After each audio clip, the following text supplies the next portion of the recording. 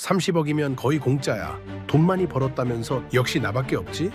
트럼프 진짜 목적이 드러났습니다. 주한미군 철수에 한국 첨단 공급망까지 뒤흔들며 끝까지 한국 때리는 트럼프. 그런데 대한민국 하이패스 무정차 통과에 전 세계가 충격에 빠지는데요. 도대체 무슨 일이 있었던 걸까요? 이젠 한국을 신처럼 우러러보는 국제사회 충격 반응 바로 공개합니다. 안녕하세요. 저는 요하네스 아넬이라고 합니다.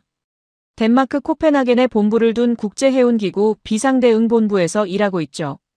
바다 위에서 벌어지는 분쟁과 사고를 중재하고 대응하는 게 제 업무입니다.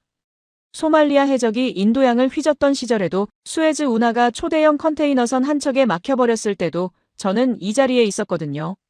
18년을 이 일만 해왔으니 웬만한 해상 위기에는 심장이 뛰지 않습니다.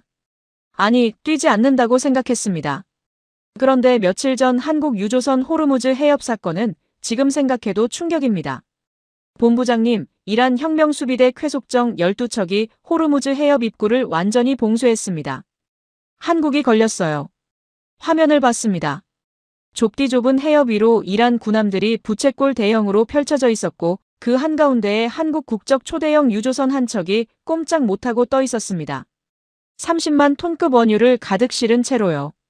거대한 고래가 작살에 찔린 듯 바다 한복판에 멈춰 선 모습이 화면 너머로도 숨이 막혔습니다.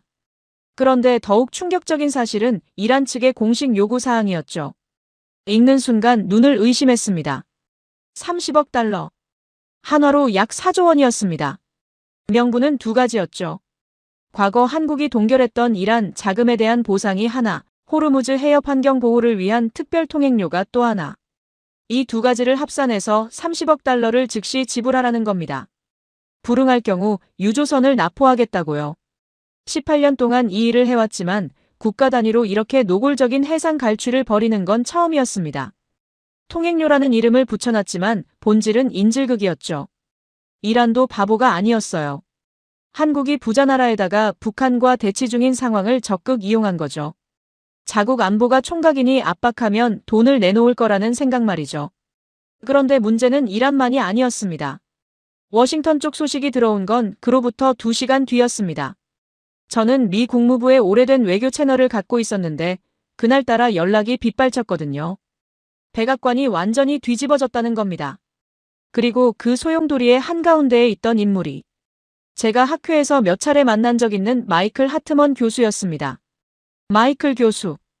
하버드 경제학과 석좌 교수 출신의 트럼프 대통령의 핵심 경제 고문이죠. 무역전쟁의 설계자라는 별명이 따라다니는 사람입니다.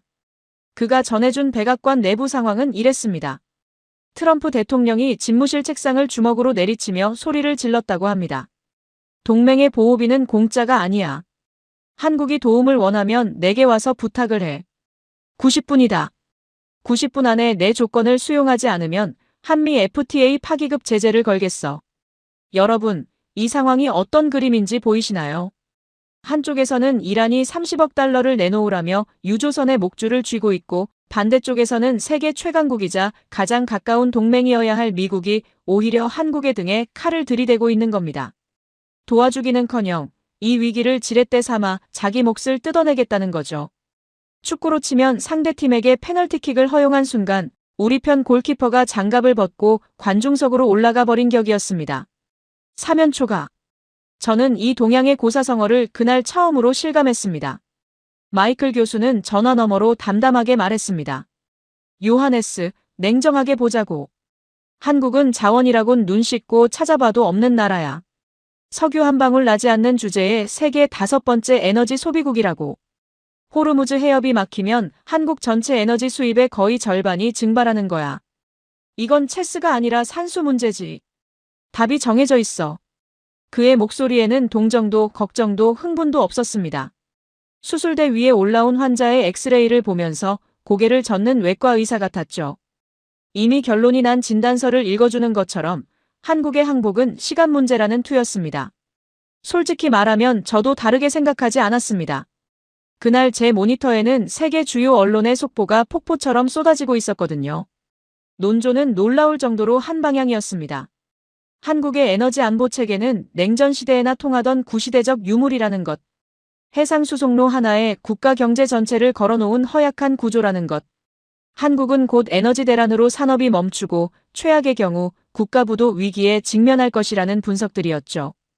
영국의 한 경제지는 한국의 에너지 체계는 모래 위에 세운 성이라는 제목을 뽑았고, 일본 방송은 특집을 편성해서 한국 경제 붕괴 시나리오를 시간대별로 정리하고 있었습니다.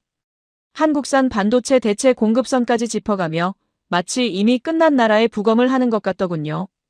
저도 모니터 앞에 앉아 고개를 끄덕이고 있었습니다. 마이클 교수 말이 맞다고, 이건 결국 한국이 30억 달러를 내거나 미국 앞에 무릎을 꿇거나 둘 중 하나라고요. 자원도 없고 동맹의 우산도 거치고 주어진 시간은 고작 90분. 누가 봐도 체크메이트였습니다. 그래서 저는 보고서를 쓰기 시작했습니다. 제목은 이랬죠. 한국 유조선 나포시 국제해운기구 대응 절차. 한국이 굴복한 뒤에 벌어질 후속 상황을 정리하는 문서였습니다. 한국의 패배는 기정사실이었으니까 그 다음 수습을 준비하는 게 제 일이라고 생각했거든요. 그런데 말입니다. 제가 그 보고서를 끝까지 완성하지 못했다는 걸 여러분은 아마 짐작하셨을 겁니다. 한국이라는 나라는 제가 18년간 쌓아온 경험과 상식으로는 도저히 설명할 수 없는 존재였습니다.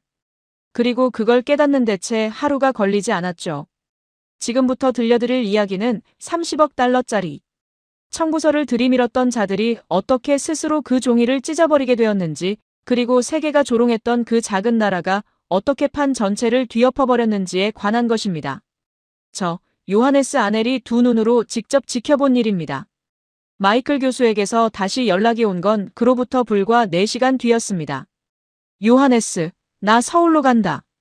대통령 친서를 들고. 목소리가 달랐습니다. 학자의 분석적인 어조가 사라지고 집행관의 차가운 단호함이 깔려 있었죠. 트럼프 대통령이 직접 마이클을 한국에 보내기로 한 겁니다. 최후 통첩을 전달할 사절로요. 90분이라는 시한은 마이클이 서울에 도착하는 시점부터 다시 기산한다는 조건이었습니다. 한마디로 항복 문서에 직접 도장을 받아오라는 것이었죠. 그리고 공교롭게도 국제해운기구 본부도 저를 서울로 급파했습니다. 호르무즈 해협 봉쇄는 국제해상교통 전체에 영향을 미치는 사안이었으니까요. 현장 중재가 필요하다는 판단이었습니다. 저는 코펜하겐에서 곧바로 인천행 비행기에 올랐고 마이클보다 약 2시간 늦게 인천공항에 내렸습니다. 마이클이 공항 의전 라운지에서 기다리고 있었습니다. 한국 외교부에서 보낸 의전 차량이 배정되어 있었는데 마이클이 저를 보더니 손짓을 했죠. 같이 타. 가는 길에 브리핑 해줄 게 있어. 검은색 대형 세단이 공항을 빠져나갔습니다. 인천에서 서울 용산까지 고속도로를 타면 1시간 남짓이라고 운전기사가 말했죠. 마이클은 뒷좌석에서 태블릿을 꺼내 한국 에너지 수입 구조 데이터를 훑고 있었습니다. 입꼬리가 살짝 올라가 있었어요. 승산이 확실한 포커판에 앉은 도박사의 표정이었죠. 요하네스, 한국의 원유 수입 의존도가 얼마인지 알아? 거의 전량 수입이죠. 그래. 그중 호르무즈 해협을 경유하는 물량이 70%에 달해. 이 해협 하나가 막히면 한국은 3주 안에 산업 전체가 멈춰. 자동차 공장, 정유시설, 화학플랜트, 전부. 그런 나라가 30억 달러를 거부할 수 있겠어? 저도 고개를 끄덕였습니다. 사실 코펜하겐에서 올 때 비행기 안에서도 같은 결론을 내렸거든요. 한국은 결국 돈을 낼 것이다. 문제는 얼마나 깎느냐일 뿐이라고요. 그때였습니다. 차가 고속도로 톨게이트에 접근하고 있었습니다. 저는 유럽 출장이 잦은 편이라 각 나라의 톨게이트를 잘 압니다. 프랑스에서는 차를 세우고 카드를 긁고 이탈리아에서는 동전을 넣고 차단봉이 올라가길 기다리죠. 미국도 마찬가지입니다. 멈추고 확인하고 통과하고. 세계 어디서나 톨게이트란 그런 곳이었습니다. 그런데 한국은 달랐습니다. 차가 속도를 줄이지 않았습니다. 시속 100km 가까이로 달리던 차가 그대로, 정말 그대로 톨게이트를 관통해버렸습니다. 차단봉도 없었고 정차도 없었고 그 어떤 물리적 방해물도 없었습니다. 천장에 달린 작은 단말기가 한 번 깜빡였을 뿐, 그게 전부였죠. 여러분, 저는 그 순간 자기도 모르게 브레이크를 밟을 발을 찾고 있었습니다. 멈춰야 한다는 본능이 몸에 새겨져 있었으니까요. 마이클도 태블릿에서 고개를 들었습니다. 지금 통과한 거야? 운전기사가 백미러로 우리를 보며 씩 웃었습니다. 네. 하이패스라고 합니다. 한국에서는 거의 모든 차량이 이걸 쓰거든요. 저는 뒤를 돌아봤습니다. 6개 차선 전부가 하이패스 전용이었고 양쪽으로 차들이 속도를 줄이지 않은 채 물 흐르듯 빠져나가고 있었습니다. 한 대도 멈추지 않았습니다. 한 대도요. 마치 톨게이트라는 장벽 자체가 존재하지 않는 것처럼 차량의 강물이 거침없이 흘러가고 있었죠. 여러분은 이걸 그냥 편리한 기술이라고 생각하실 수도 있습니다. 하지만 18년간 바다 위의 관문과 검문을 다뤄온 제 눈에는 이건 기술의 문제가 아니었습니다. 철학이었습니다. 호르무즈 해협이 뭡니까? 세계에서 가장 중요한 톨게이트죠. 좁은 통로를 장악하고 멈추게 하고 통행료를 뜯는 구조. 이란이 하려는 것도 결국 그겁니다. 그리고 미국이 수십 년간 중동에서 해온 것도 본질은 같죠. 멈추게 해서 통제한다. 이것이 그들이 아는 유일한 방식이었습니다. 그런데 한국은 정반대의 길을 가고 있었습니다. 멈추지 않는 것, 흐르게 하는 것, 관문을 없애는 것이 아니라 관문의 의미 자체를 소멸시켜버리는 것. 마이클은 한참 동안 말이 없었습니다. 그러다 작게 중얼거렸죠. 미친 짓이야. 관문에서 세우지 않으면 어떻게 통제해? 저는 그 말을 듣고 뒤통수를 맞은 것 같았습니다. 마이클은 하이패스를 보고도 그 의미를 읽지 못한 겁니다. 그에게 세상은 여전히 세우고 검문하고 허가하는 곳이었으니까요. 하지만 저는 그 순간 묘한 불안감을 느꼈습니다. 우리가 뭔가를 크게 잘못 읽고 있는 것 아닌가 하는. 용산 대통령실 인근의 한 정부 청사에 도착했습니다. 회의실은 넓었지만 장식은 최소한이었죠. 긴 테이블 하나, 양쪽에 의자 6개, 벽에는 한반도 지도 하나. 그게 전부였습니다. 마이클은 이 소박한 공간을 둘러보며 미세하게 코웃음을 쳤습니다. 워싱턴 백악관 회의실의 호두나무 벽과 무거운 커튼에 익숙한 사람이었으니까요. 한국 측 대표가 들어왔습니다. 국가에너지안보 비상대응본부장 강민호. 50대 중반으로 보이는 키가 크고 마른 체형의 사내였습니다. 눈이 인상적이었어요. 웃고 있는 것 같으면서도 전혀 웃고 있지 않은 깊은 물처럼 고요한 눈이었죠. 마이클이 먼저 입을 열었습니다. 의전 인사 따위는 건너뛰고 곧바로 본론으로 들어갔죠. 강 본부장님, 시간이 없으니 단도직입적으로 말씀드리겠습니다. 호르무즈 사태와 관련해 미국은 중재할 의향이 있습니다. 단 조건이 있죠. 마이클은 서류 봉투에서 트럼프의 친서를 꺼냈습니다. 그리고 그 옆에 이란 측의 30억 달러 청구서 사본을 나란히 놓았죠. 2장의 종이가 테이블 위에 놓이는 소리가 회의실에 작게 울렸습니다. 이란의 요구를 수용하시든 미국의 보호 아래로 들어오시든 어느 쪽이든 결정은 빠를수록 좋습니다. 시간이 흐를수록 한국 쪽 선택지만 줄어드니까요. 강민호 본부장은 2장의 종이를 한 장씩 들어 천천히 읽었습니다. 표정 변화가 없었어요. 한 글자 한 글자 씹어 읽는 것처럼 느릿느릿, 그 시간이 영원처럼 길었습니다. 마이클의 다리가 미세하게 떨리기 시작했죠. 자신감이 아니라 초조함이었습니다. 강민호 본부장이 종이를 내려놓았습니다. 그리고 고개를 들어 마이클을 똑바로 바라봤죠. 하트먼 교수님, 오시는 길에 고속도로 톨게이트를 지나셨을 텐데요. 마이클이 고개를 갸웃했습니다. 전혀 예상치 못한 말이었을 겁니다. 그 톨게이트에서 차가 멈추던가요? 아니요. 그건 저희는 멈추는 법을 잊었습니다. 회의실의 공기가 얼어붙었습니다. 강민호 본부장이 2장의 종이를 가지런히 모아 마이클 쪽으로 도로 밀어냈습니다. 30억 달러짜리 청구서와 미국 대통령의 친서가 부드럽게 테이블 위를 미끄러져 마이클의 손 앞에 도착했죠. 이란의 청구서도 미국의 제안도 감사히 읽었습니다. 하지만 저희는 멈춰서 통행료를 내는 시스템에서 이미 졸업한 나라입니다. 교수님, 멈추지 않는 차에는 요금을 청구할 수 없거든요. 마이클의 얼굴이 붉어졌습니다. 분노인지 당혹인지 판단이 되지 않았어요. 자원도 없는 석유 한 방울. 나지 않는 나라가 세계 최강국의 최후 통첩을 고속도로 톨게이트 비유로 거절해버린 겁니다. 제가 18년간 국제분쟁을 중재하면서 이런 광경은 단 한 번도 본 적이 없었습니다. 저는 그 순간 운전기사의 씩 웃던 얼굴을 떠올렸습니다. 하이패스를 통과할 때 보여준 그 자연스러운 미소. 그는 특별한 걸 보여주려 한 게 아니었습니다. 그에게는 멈추지 않는 것이 너무나 당연한 일상이었던 거죠. 그리고 지금 강민호 본부장도 똑같은 표정을 하고 있었습니다. 30억 달러를 거절하면서도 긴장이라곤 한 톨도 없는 그 고요한 확신. 이 사람들은 대체 무엇을 믿고 있는 걸까? 마이클은 밀려온 종이를 멀뚱히 내려다보고 있었습니다. 그의 머릿속에서 무언가가 빠르게 재계산되고 있다는 게 느껴졌죠. 하지만 아직 이 사람은 이해하지 못하고 있었습니다. 한국이 왜 이렇게 담대할 수 있는지를요. 솔직히 저도 몰랐습니다. 하지만 곧 알게 됩니다. 한국이 멈추지 않는 진짜 이유를요.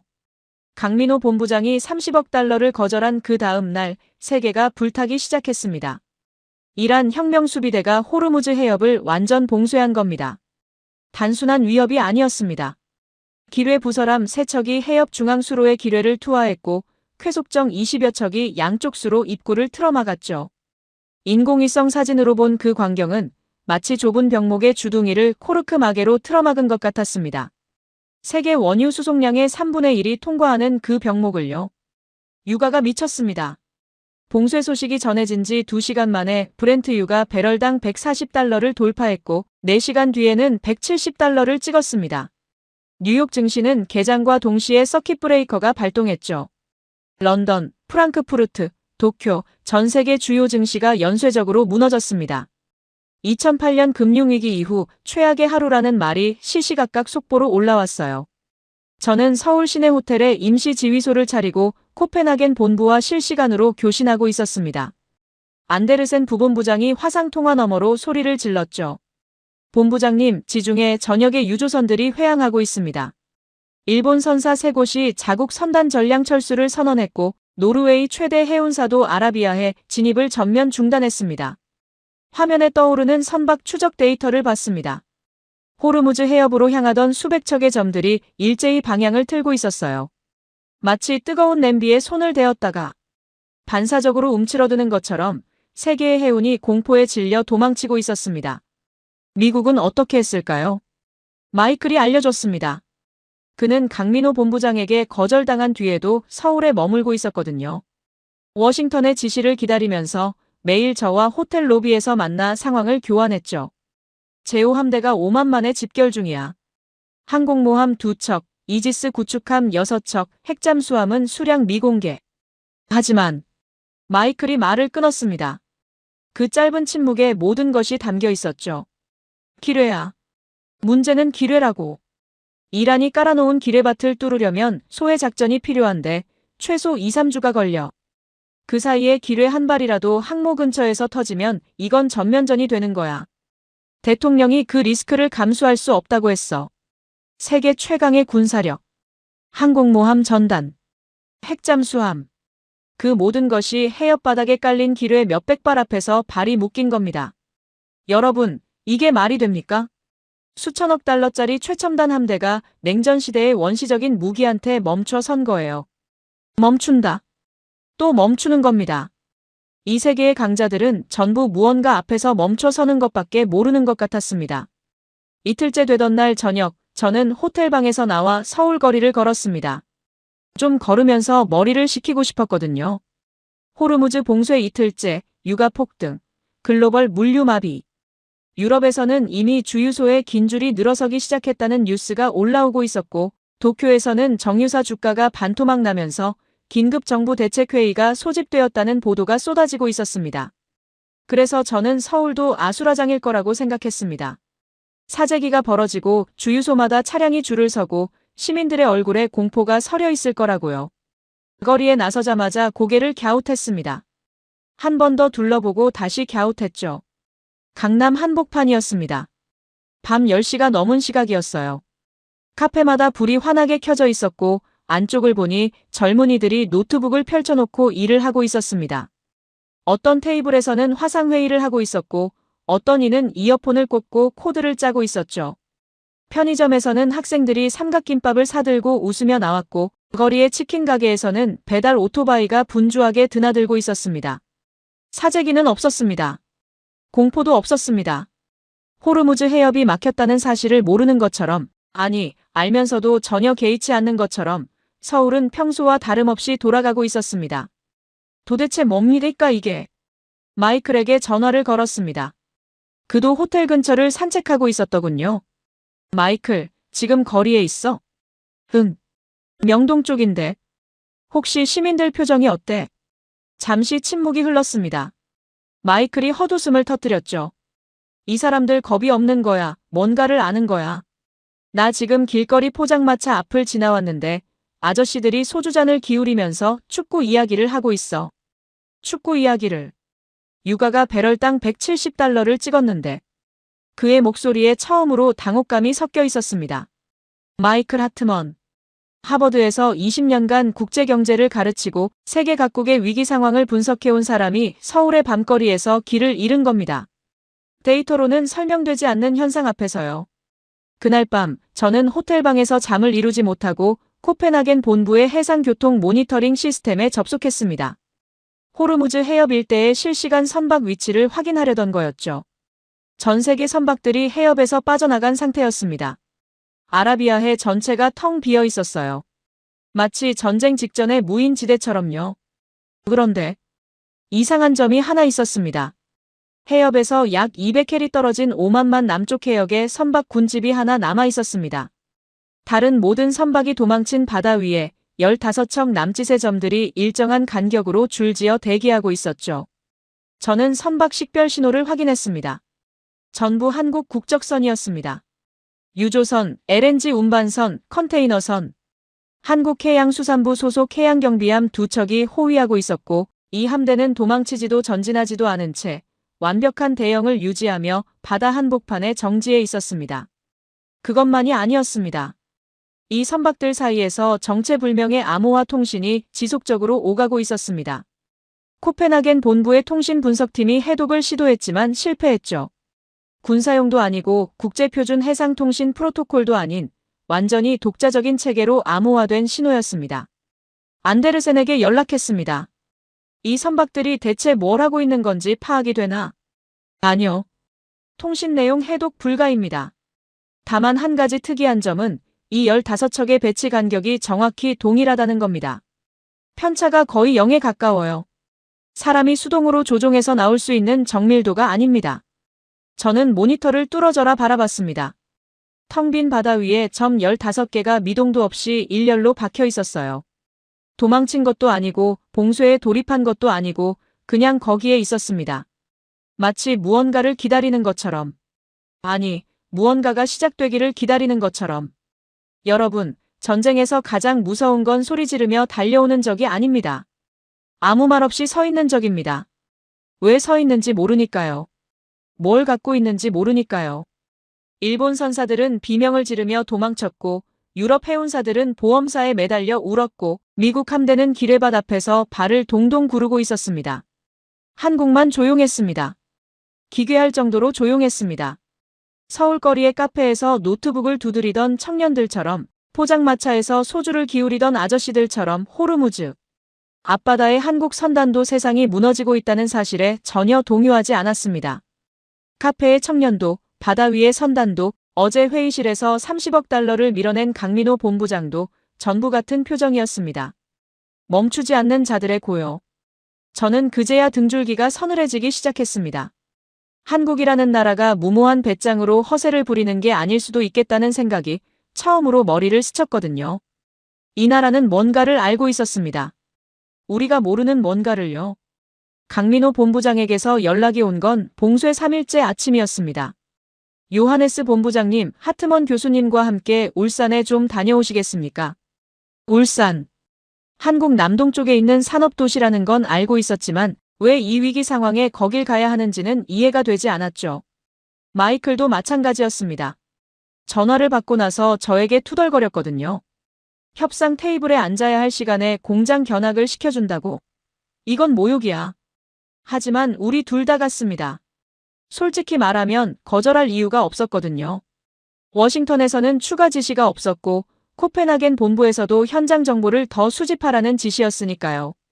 서울역에서 KTX를 탔습니다. 2시간이 채 걸리지 않았죠. 이 좁은 나라에서 시속 300km로 달리는 열차라니. 또 멈추지 않는 겁니다. 이 나라는. 울산에 도착하자 강민호 본부장의 수행원이 마중을 나와 있었습니다. 차를 타고 이동하는데 창밖으로 풍경이 변하기 시작했죠. 도시의 건물들이 사라지고 거대한 파이프라인과 은빛 저장 탱크들이 지평선을 메우기 시작했습니다. 굴뚝에서 하얀 수증기가 올라가고 탱크와 탱크 사이를 연결하는 배관이 마치 도시의 혈관처럼 사방으로 뻗어 있었죠. 울산 석유화학단지. 세계 최대 규모의 정유 및 석유화학 복합시설이라고 수행원이 설명했습니다. 저는 중동의 정유시설을 여러 차례 방문한 적이 있었습니다. 사우디아라비아의 라스타누라, 아랍에미리트의 루아이스. 그것들도 거대했죠. 하지만 울산은 달랐습니다. 중동의 시설들이 원유를 뽑아서 실어보내는 단순한 파이프라인이었다면 울산은 살아있는 유기체 같았습니다. 원유가 들어가면 전혀 다른 물질이 되어 나오는 거대한 변환 장치였죠. 강민호 본부장이 단지 중앙의 통합관제센터에서 우리를 맞았습니다. 흰 가운 대신 검은색 점퍼를 입고 있었는데 회의실에서 보던 것과는 다른 분위기였어요. 자기 안방에 온 사람의 편안함이랄까요? 교수님, 혹시 연금술이라는 말을 들어보셨죠? 마이클이 미간을 찌푸렸습니다. 납을 금으로 바꾼다는 중세의 헛소리 말입니까? 네. 유럽에서는 실패했죠. 하지만 저희는 성공했습니다. 강민호 본부장이 관제센터에 대형 스크린을 켰습니다. 울산 단지의 공정 흐름도가 떠올랐죠. 왼쪽 끝에 원유, 그러니까 땅에서 퍼올린 검고 끈적한 액체가 있었습니다. 그리고 오른쪽 끝에는 제가 상상도 못한 것들이 나열되어 있었어요. 항공기 동체에 쓰이는 탄소섬유 원료, 반도체 세정에 들어가는 초고순도 용제, 전기차 배터리 분리막의 핵심 소재, 수술실에서 쓰이는 의료용 고분자, 방탄복의 초고분자량 폴리에틸렌, 심해 유전 시추에 쓰이는 내압 특수 배관제. 여러분, 이란의 원유는 그냥 태우면 에너지가 됩니다. 그걸로 끝이에요. 하지만 한국은 그 원유를 가져다가 세상에 없던 물질로 바꿔놓고 있었습니다. 검은 진흙을 금으로 바꾸는 연금술사. 그게 이 나라의 정체였던 겁니다. 강민호 본부장이 화면 앞에서 천천히 걸으며 말했습니다. 교수님, 이란이 자랑하는 게 뭔지 아시죠? 원유 매장량 세계 4위, 천연가스 매장량 세계 2위. 대단하죠? 그런데 이란이 자국 원유로 반도체 세정용 초고순도 이소프로필알코올을 만들 수 있습니까? 마이클이 대답하지 않았습니다. 전기차 배터리에 들어가는 분리막 소재를 만들 수 있습니까?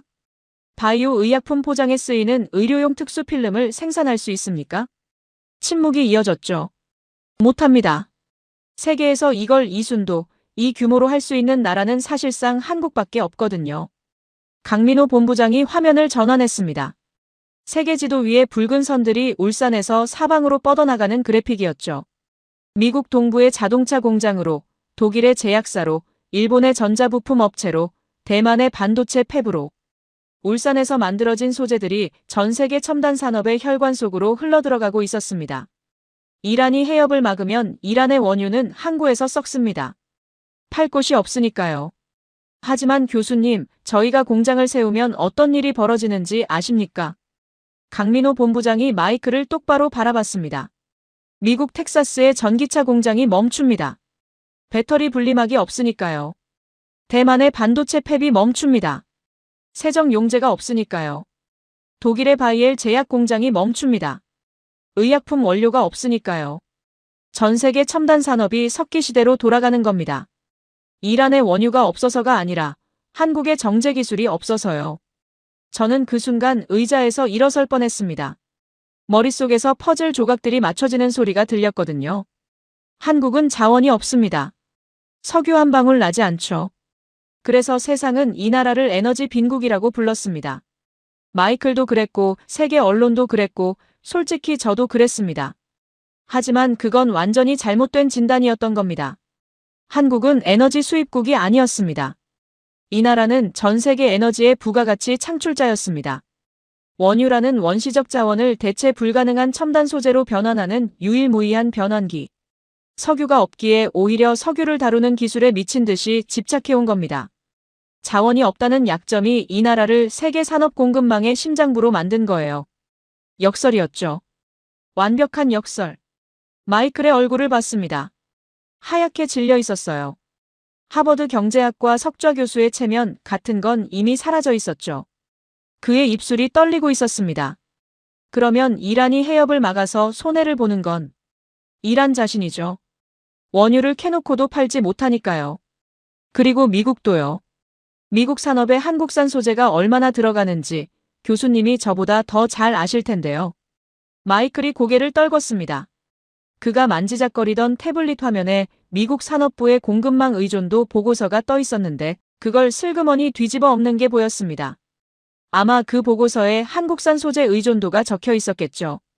본인이 가져온 칼이 본인의 목을 겨누고 있다는 걸 깨달은 얼굴이었습니다. 강민호 본부장이 마지막으로 한마디를 덧붙였습니다. 큰 소리가 아니었어요. 관제센터의 기계 소음 사이로 간신히 들릴 정도의 조용하지만 단단한 목소리였죠. 교수님, 30억 달러짜리 통행료를 내라고 하셨는데요. 저희가 통행료를 받아야 할 쪽입니다. 이 울산 단지를 통과하지 않으면 전 세계 첨단 산업이 한 발짝도 움직이지 못하거든요. 누가 누구의 해협인지 다시 한번 생각해 보시죠. 돌아오는 KTX 안에서 마이클은 한마디도 하지 않았습니다. 창밖을 멍하니 바라보고 있었죠. 그의 눈에 울산 단지의 은빛 파이프라인이 아직 남아있는 것 같았습니다. 저도 말을 걸지 않았습니다. 대신 머릿속으로 하나의 문장을 계속 되뇌고 있었죠.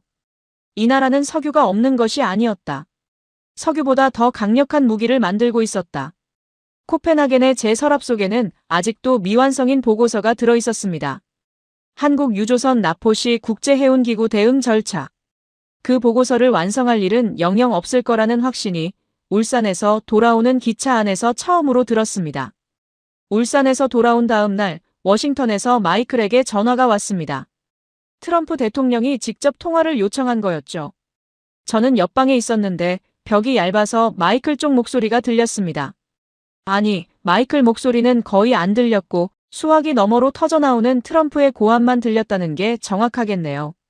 통화가 끝나고 마이클이 제 방문을 두드렸습니다. 얼굴이 누런빛이었어요. 밤을 새운 사람의 피로가 아니라 뭔가를 삼키고 있는 사람의 긴장이 얼굴에 번져 있었죠. 뭐래? 한국 선박 보호를 공식 거부한다고 했어. 미 해군은 한국 국적선을 호위하지 않겠다고. 그리고 그걸 내일 공개 성명으로 발표한대. 저는 잠시 할 말을 잃었습니다. 동맹국의 선박이 위협받고 있는데 보호를 거부한다. 그것도 공개적으로요. 이건 외교적 협박이 아니라 사실상의 동맹 파기 선언이었습니다. 압박 카드겠지? 당연하지. 한국이 무릎을 꿇게 만들려는 거야. 미군의 우산이 걷히면 한국은 이란 앞에 알몸으로 서는 거니까. 근데 요하네스. 마이클이 침대 끝에 앉으며 머리를 감싸 쥐었습니다. 솔직히 나도 이제 모르겠어. 울산을 보고 나서부터 계산이 안 맞아. 이 사람들이 왜 이렇게 태어난 건지. 강민호 본부장에게서 연락이 온 건 그로부터 3시간 뒤였습니다. 이번에는 울산이 아니었습니다. 거제도로 오십시오. 두 분 다요. 거제도. 한국 남쪽 끝에 있는 섬이죠. 그곳에 뭐가 있는지는 저도 알고 있었습니다. 세계 최대의 조선소들이 밀집해 있는 곳이니까요.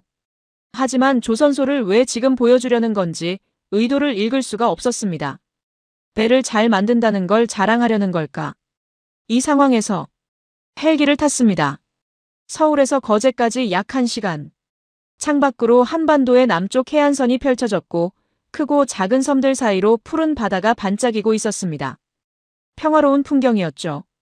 호르무즈에서 세계가 불타고 있다는 사실이 거짓말처럼 느껴질 만큼요.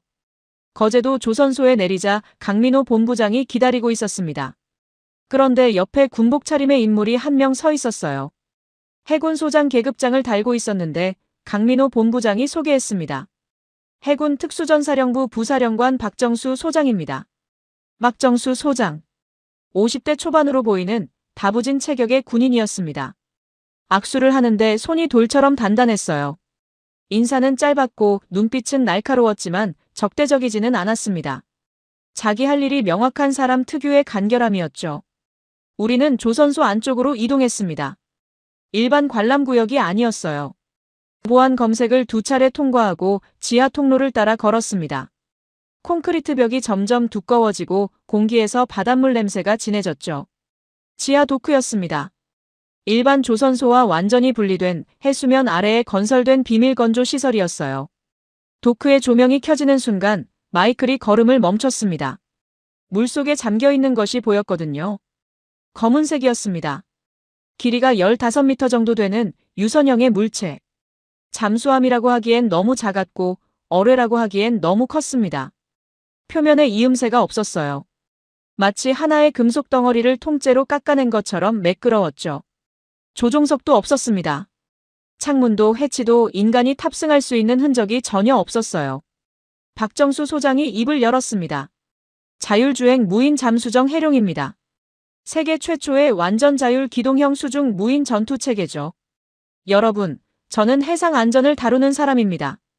각국 해군의 장비에 대해 어느 정도는 알고 있어요. 미국의 무인 수중 드론 오르카, 중국의 수중 글라이더 전부 들어봤죠. 하지만 그것들은 정찰용이거나 시험 단계에 머물러 있는 수준이었습니다. 눈앞에 있는 이것은 달랐습니다. 실전 배치된 완전 자율 전투 시스템이었거든요. 박정수 소장이 태블릿을 꺼내 화면을 보여줬습니다. 해룡의 실전 기동 영상이었죠. 수심 300m에서 기뢰를 탐지하고 자체 판단으로 접근 경로를 계산하고 정밀 절단 장치로 기뢰 계류선을 끊어내는 과정이 녹화되어 있었습니다. 한 기의 해룡이 1시간에 기뢰 12발을 무력화했더군요. 사람이 하면 사흘 걸릴 작업이었습니다. 현재 실전 배치된 해룡이 몇 기입니까? 제가 물었습니다. 박정수 소장이 저를 보며 짧게 대답했죠. 240기. 마이클이 나지막하게 신음을 흘렸습니다. 240기. 미 해군의 소해 작전에 2~3주가 걸린다던 기뢰바틀, 이 무인 잠수정 240기가 투입되면 이틀이면 깨끗이 소탕할 수 있다는 뜻이었습니다.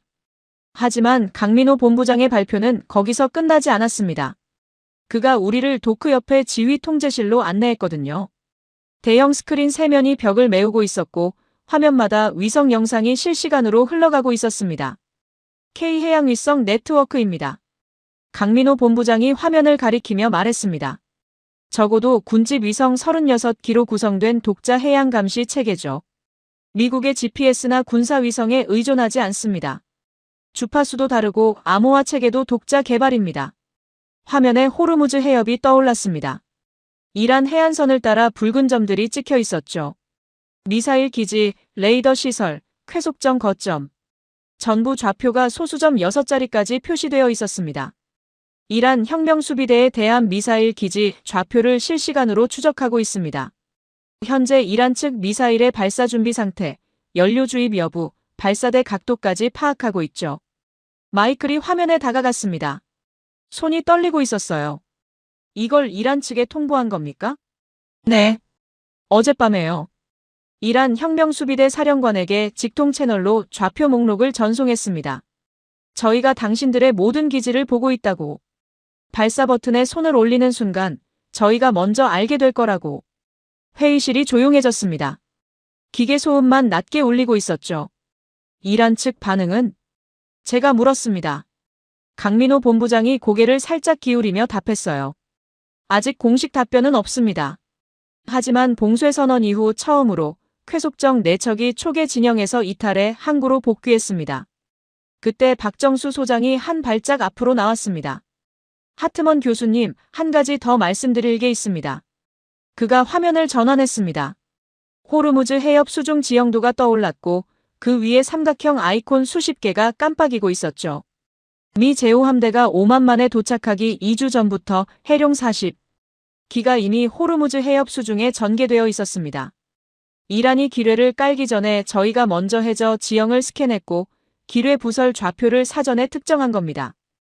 이란이 기뢰를 깐 건 이란의 판단이었지만 기뢰의 정확한 위치를 아는 건 저희뿐이죠. 마이클의 무릎이 꺾이는 게 보였습니다. 의자를 잡고 간신히 버텼죠. 미 항공모함 전단이 기뢰밭 앞에서 발이 묶여 있을 때, 세계 언론이 교착 상태를 보도하고 있을 때 한국은 이미 해협 전체를 장악하고 있었던 겁니다. 기뢰의 위치를 알고 이란의 미사일 기지를 감시하고 240기의 무인 잠수정을 실전 대기시킨 채로요. 세상이 한국의 무력함을 조롱하는 동안 이 나라는 바다 밑에서 체스판 전체를 읽고 있었습니다. 트럼프가 한국 선박을 보호하지 않겠다고 했죠. 그 협박이 왜 먹히지 않았는지 이제 답이 나왔습니다. 보호가 필요 없었던 겁니다. 처음부터요. 저는 거제도 지하 도크에 서서 물속에 잠겨있는 검은 해룡의 매끈한 표면을 바라봤습니다. 소리도 없고 빛도 없고 사람도 타지 않는 이 기계가 바다 밑 300m. 어둠 속을 헤엄치며 전쟁의 판도를 바꾸고 있었습니다. 마이클 하트먼, 하버드 경제학 석좌 교수, 트럼프의 핵심 경제 고문. 그가 의자에 앉은 채로 한참을 아무 말도 하지 못했습니다. 미국 제5함대, 항공모함 2척, 이지스 구축함 6척, 핵잠수함 다수. 세계 최강의 해군력이 2주 동안 해협 앞에서 서성이고 있을 때 한국은 이미 끝내고 있었습니다. 조용히. 거제도에서 서울로 돌아온 날 밤 마이클이 호텔 로비바에서 위스키를 마시고 있었습니다. 평소의 마이클이 아니었어요. 양복 상의를 벗어 의자 등받이에 걸쳐놓고 넥타이를 풀어 헤친 채 잔을 기울이고 있었죠. 하버드 석좌 교수, 백악관 경제고문이라는 타이틀이 무색하게 그냥 지쳐버린 중년 남자의 뒷모습이었습니다. 제가 옆자리에 앉자 그가 태블릿을 밀어왔어요. 화면에는 그가 워싱턴에 보낼 보고서 초안이 띄워져 있었습니다. 제목이 이랬죠. 대한민국 산업구조 긴급 분석 보고서 수직 계열화 국가 시스템의 위협평가. 저는 그 제목을 2번 읽었습니다. 위협평가.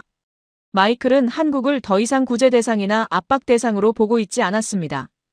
위협으로 분류하고 있었던 거예요. 읽어봐. 마이클이 잔을 기울이며 말했습니다. 저는 화면을 스크롤했죠.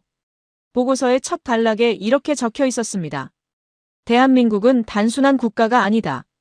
이 나라는 하나의 거대한 기업형 시스템이다.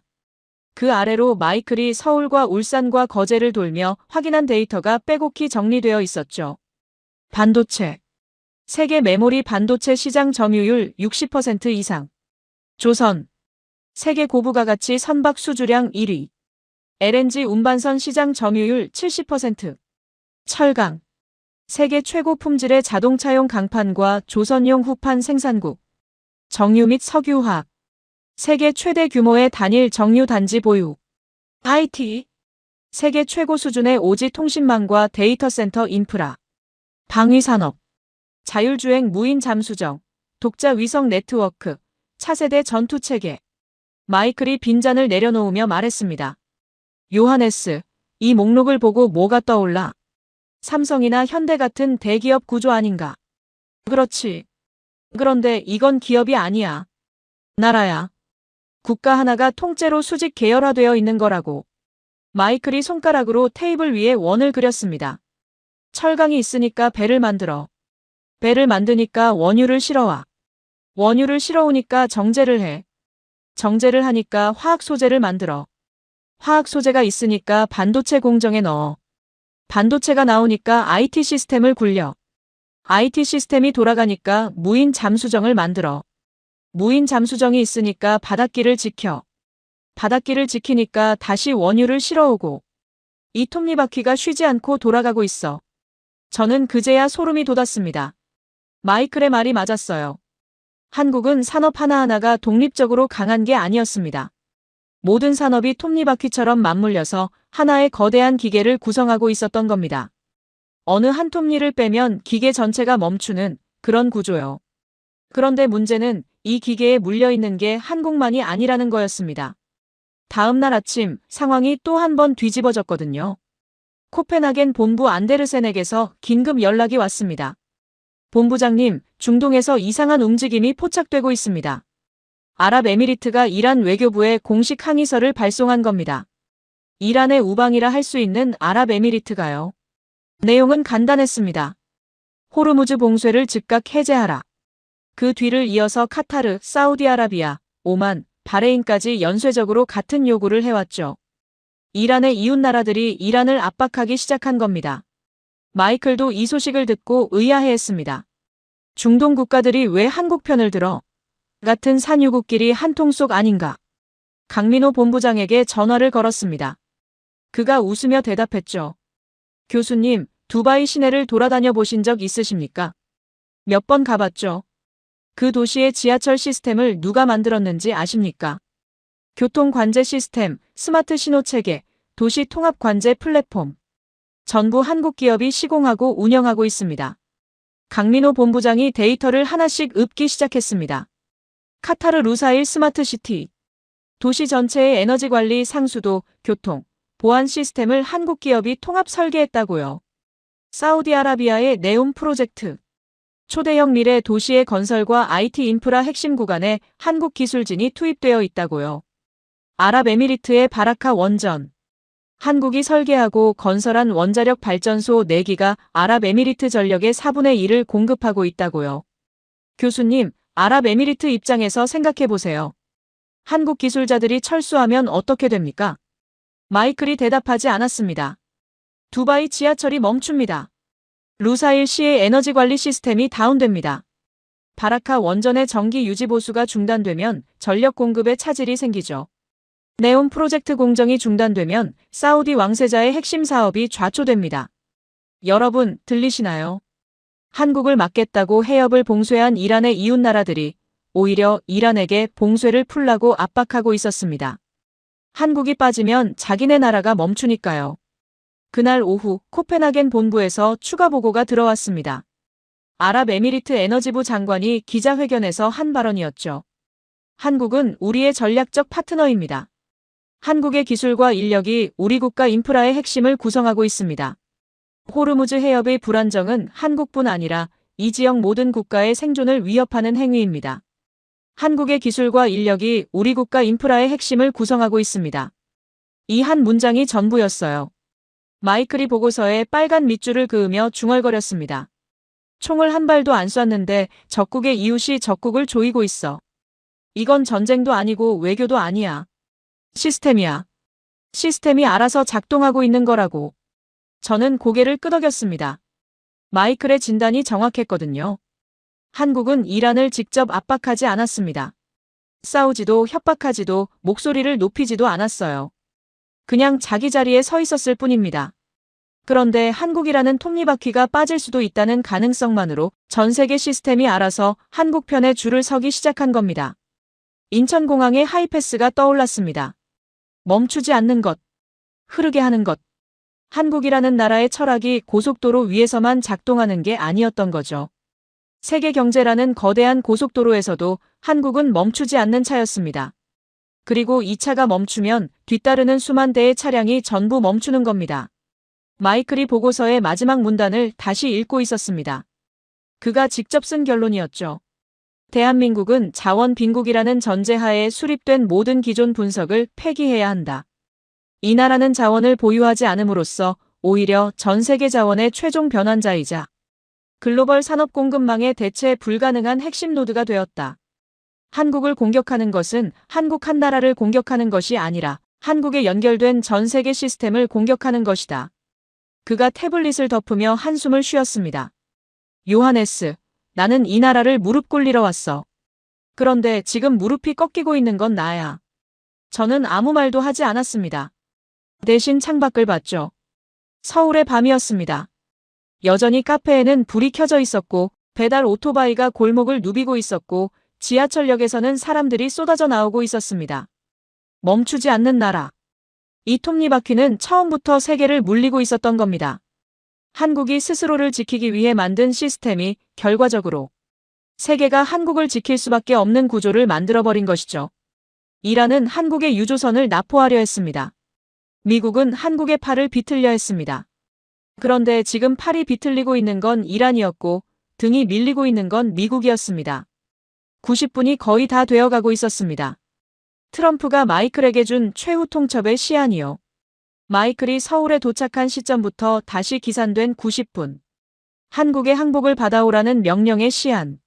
물론 울산과 거제를 다녀오느라 이미 넘긴 지 오래였지만 워싱턴은 아직 공식적으로 시한 만료를 선언하지 않고 있었습니다. 마이클이 현장에서 뭔가를 수집하고 있다는 걸 알고 있었으니까요. 하지만 더는 미룰 수 없었습니다. 트럼프 대통령이 직접 화상 보고를 요구했거든요. 마이클이 호텔 비즈니스 센터에 화상회의 장비를 세팅할 때 저는 옆방에서 대기하고 있었습니다. 공식적으로 저는 국제해운기구 중재관이었으니 미국 내부 브리핑에 참석할 자격이 없었죠. 하지만 마이클이 문을 열어두었습니다. 의도적으로요. 그의 얼굴에 결연함이 서려 있었는데 동시에 어딘가 외로워 보였어요. 자기가 하려는 말이 대통령의 귀에 어떻게 들릴지 뻔히 알면서도 해야 하는 사람의 표정이었죠. 화면이 켜졌습니다. 백악관 집무실이 보였고 트럼프 대통령이 팔짱을 끼고 앉아 있었습니다. 양옆에 국무장관과 국가안보보좌관이 서 있었죠. 마이클, 한국이 무릎을 꿇었나? 트럼프의 첫 마디였습니다. 인사도 없었어요. 마이클이 숨을 들이쉬었습니다. 그리고 입을 열었죠. 대통령님, 결론부터 말씀드리겠습니다. 한국을 제재하는 것은 미국 경제의 심장을 스스로 멈추는 행위입니다. 백악관 집무실이 조용해졌습니다. 트럼프의 눈이 좁아지는 게 화면 너머로도 보였어요. 뭐라고? 한국은 저희가 생각했던 나라가 아닙니다. 이 나라는 자원 빈국이 아니라 전 세계 첨단 산업의 최종 변환기입니다. 한국의 울산 석유화학단지가 멈추면 텍사스의 전기차 공장이 멈추고 애리조나의 반도체 팹이 멈추고 미 해군의 함정용 특수 강판 공급이 중단됩니다. 마이클이 태블릿에서 데이터를 하나씩 화면에 공유하기 시작했습니다. 울산에서 거제에서 직접 확인한 수치들이었죠. 트럼프의 표정이 점점 굳어갔습니다. 미국 방위산업 공급망에서 한국산 소재의 비중이 23%입니다. 한미 FTA를 파기하면 이 공급선이 끊깁니다. 대체 공급선을 확보하려면 최소 3년에서 5년이 걸립니다. 그 사이 미국 방위산업은 생산 차질이 불가피합니다. 트럼프가 주먹으로 책상을 쳤습니다. 그래서 어쩌란 거야? 한국한테 끌려다니란 말이야? 아닙니다. 끌려다니는 게 아니라 현실을 직시하자는 겁니다. 대통령님, 한국을 압박해서 얻을 수 있는 건 아무것도 없습니다. 하지만 한국과 적이 되면 잃을 것은 미국 산업 기반의 4분의 1입니다. 국가안보보좌관이 뭔가를 속삭였지만 트럼프가 손을 들어 제지했습니다. 화면 속 대통령의 표정은 분노와 계산 사이를 오가고 있었죠. 이 사람의 장점이자 약점은 숫자에 민감하다는 거였습니다. 감정보다 손익이 최종 판단 기준인 사람이니까요. 길고 무거운 침묵이 흘렀습니다. 마이클. 네, 대통령님. 한국 거는 보류한다. 제재 없다. 하지만 이건 내가 물러선 게 아니야. 전략적 재배치다. 알겠나? 화면이 꺼졌습니다. 마이클이 의자에 등을 기대며 눈을 감았죠. 이마에 땀이 맺혀 있었습니다. 열어놓은 문틈으로 저와 눈이 마주쳤는데 그가 힘없이 웃었어요. 살아남은 사람의 웃음이었습니다. 여러분, 하버드 석좌 교수가 자국 대통령에게 다른 나라를 건드리지 말라고 보고하는 상황이 얼마나 이례적인 건지 아시나요? 마이클은 한국을 무릎 꿇리러 왔다가 자기 대통령의 주먹을 멈추는 역할을 하고 돌아간 겁니다. 그날 저녁 강민호 본부장이 마이클과 저를 한 식당으로 불렀습니다. 소박한 한정식집이었어요. 작은 방에 세 사람이 둘러앉았죠. 강민호 본부장이 소주를 따르며 말했습니다. 공식 석상에서의 차갑고 단호한 어조가 아니었어요. 동네 형이 후배에게 말하는 것처럼 편안한 목소리였죠. 하트먼 교수님, 한 가지 여쭤봐도 되겠습니까? 네. 교수님이 보시기에 한국의 국방력이 뭐라고 생각하십니까? 마이클이 잠시 생각했습니다. 해령, 위성 네트워크, 독자 군사 체계. 그거 아닙니까? 강민호 본부장이 고개를 저었습니다. 그것도 맞지만 그게 전부는 아닙니다. 그가 소주잔을 내려놓고 천천히 말했습니다. 저희는 70년 넘게 위기 속에서 살아왔습니다. 전쟁도 겪었고 외환 위기도 겪었고 전염병도 겪었죠. 그때마다 저희가 배운 건 무기를 만드는 법이 아니었습니다. 혼란을 스스로 통제하는 법이었어요. 강민호 본부장이 주머니에서 휴대전화를 꺼냈습니다. 교수님이 서울거리에서 보셨잖아요. 호르무즈가 막혔는데 사재기가 없었던 거. 그게 배짱이 아닙니다. 시스템입니다.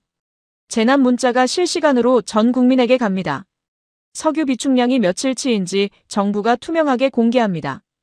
에너지 절감 가이드라인이 내려오면 시민들이 자발적으로 따릅니다. 이건 명령이 아니에요. 70년간 위기를 겪으면서 몸에 밴 시민의식이죠. 마이클이 소주잔을 들었다가 내려놓았습니다. 들지 못한 게 아니라 강민호 본부장의 말에 집중하느라 동작을 잊은 것 같았어요. IT 강국이라서 정보가 빠른 게 아닙니다. 정보가 빨라야 살아남을 수 있었기 때문에 IT 강국이 된 겁니다. 순서가 반대예요. 저희의 기술은 전부 생존의 결과물입니다. 저는 그 순간 모든 것이 하나로 연결되는 걸 느꼈습니다. 인천공항의 하이패스, 울산의 정유단지, 거제의 무인 잠수정, 서울거리에 태어난 시민들. 이것들이 따로따로가 아니었던 거예요. 전부 같은 뿌리에서 자란 가지들이었습니다. 위기 속에서 멈추지 않기 위해 이 나라가 70년간 만들어온 생존의 체계. 그 체계가 지금 세계 질서를 뒤흔들고 있었던 겁니다. 다음 날 아침 전 세계를 뒤흔든 속보가 터졌습니다. 이란 외교부가 공식 성명을 발표했거든요. 환경통행료 30억 달러 요구를 전면 철회한다는 내용이었습니다. 그리고 그 성명 끝에 외교 역사에서 전례를 찾기 힘든 한 문장이 붙어 있었죠. 이란 이슬람 공화국은 대한민국 국적 선박에 대해 호르무즈 해협 영구 통행 자유권을 부여한다. 마이클이 그 속보를 읽고 전화를 걸어왔습니다. 목소리가 갈라져 있었어요. 요하네스, 이거 보고 있어? 보고 있어. 영구 통행 자유권이래. 영구. 30억 달러를 내놓으라던 나라가 영구 무료 통행권을 줬어. 이게 어떻게 가능해? 저도 같은 질문을 하고 있었습니다. 그리고 답을 알고 있었죠. 이란이 항복한 건 한국의 군사력 때문만이 아니었습니다. 중동 이웃 국가들의 압박 때문만도 아니었어요. 한국이라는 톱니바퀴가 빠지면 세계 경제가 멈춘다는 걸 이란 스스로가 깨달았기 때문이었습니다. 이란의 원유도 결국 한국의 정제시설을 거쳐야 가치가 생기니까요. 한국을 적으로 만드는 건 자기 원유의 가치를 스스로 깎아내리는 행위였던 겁니다. 그날 오후 저는 인천공항으로 향했습니다. 코펜하겐으로 돌아가야 했거든요. 마이클도 같은 시간에 워싱턴행 비행기를 탔습니다. 출국장에서 마지막으로 악수를 했죠. 요하네스, 나는 이번 출장에서 논문 10편 분량을 배웠어. 나도 보고서 한 편을 영영 완성하지 못하게 됐지. 마이클이 짧게 웃었습니다. 한국 유조선 나포시 대응 절차. 그거. 나포가 안 됐으니 쓸 일이 없어졌어. 우리는 각자의 게이트로 걸어갔습니다. 저는 출국장을 지나면서 천장에 안내판을 올려다봤어요. 한국어, 영어, 중국어, 일본어로 감사합니다. 안녕히 가십시오라고 쓰여 있었죠. 공항 고속도로에 하이패스가 떠올랐습니다. 멈추지 않고 달려간 그 차들. 이 나라의 모든 것이 그 하나의 철학으로 수렴되고 있었습니다. 멈추지 않는다. 그것이 이 나라의 국방이고 외교이고 경제이고 생존 방식이었습니다. 요하네스 아넬은 18년간 바다 위의 분쟁을 중재해왔습니다. 하지만 한국에서 보낸 며칠은 제 경력 전체를 다시 쓰게 만들었죠.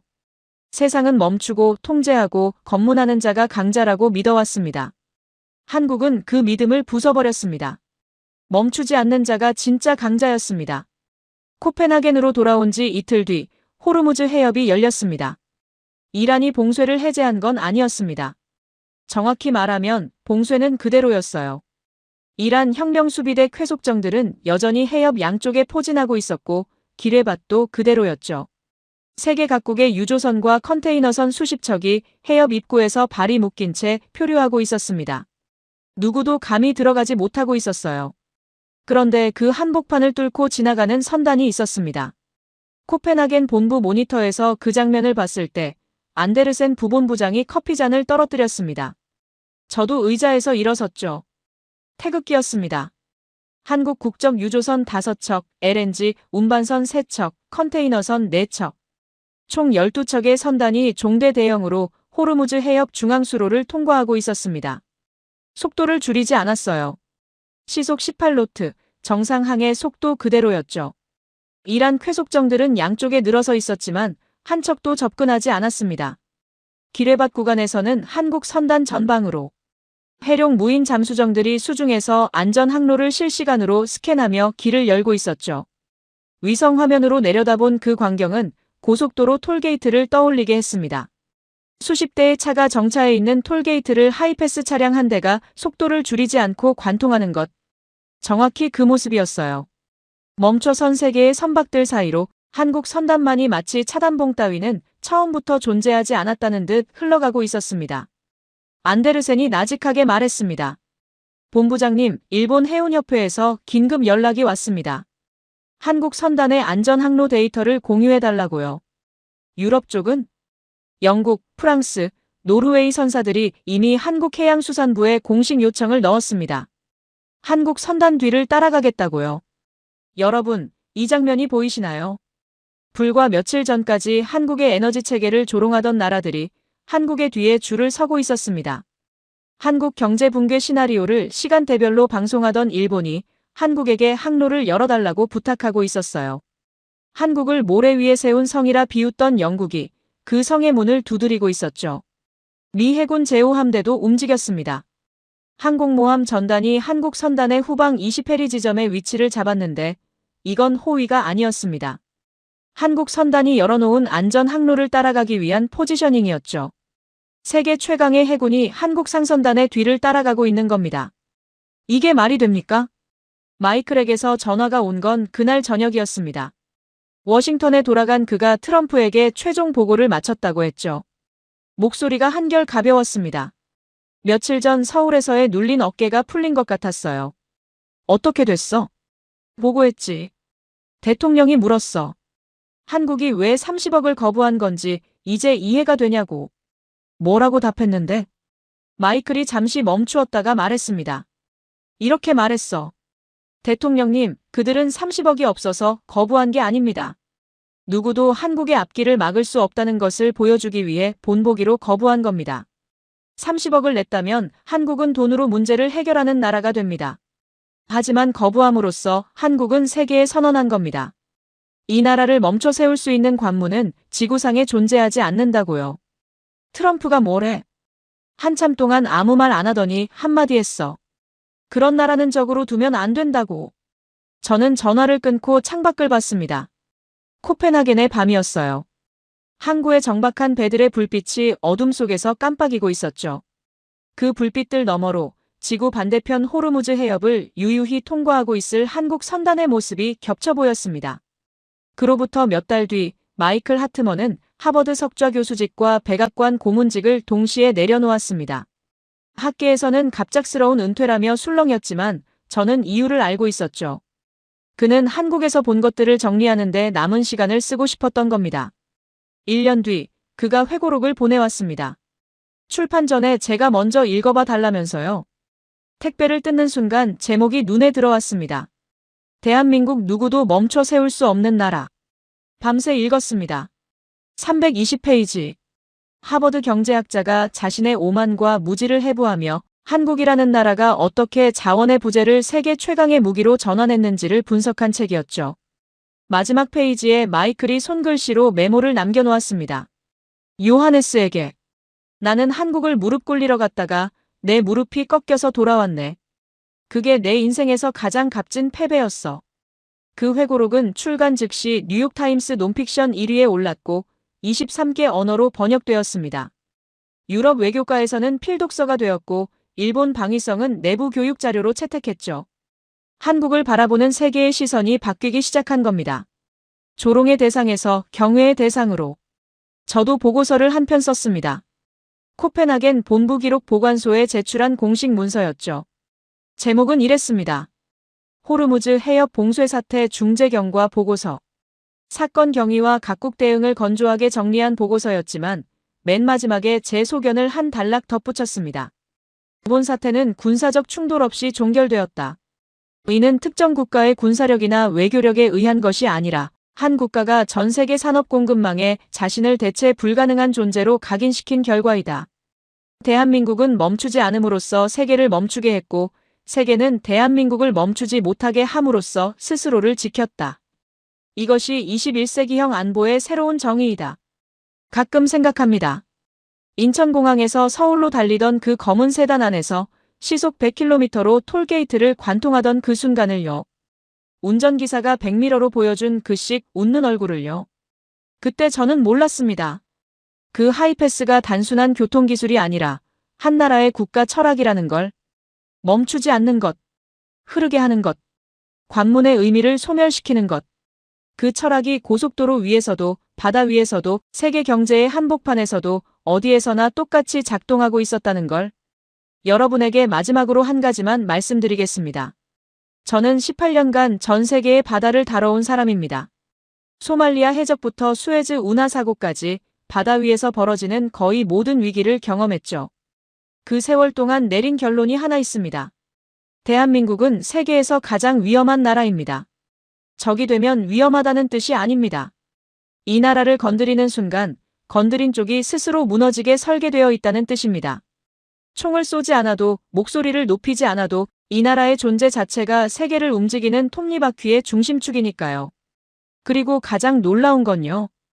한국 사람들은 이걸 모릅니다. 서울 강남의 카페에서 노트북을 두드리는 청년도, 포장마차에서 소주를 기울이는 아저씨도, 편의점에서 삼각김밥을 사 먹는 학생도 자기 나라가 세계를 멈추게 할 수 있는 힘을 가졌다는 걸 전혀 모르고 있어요. 그냥 자기 일상을 살고 있을 뿐이죠. 오늘도 멈추지 않고요.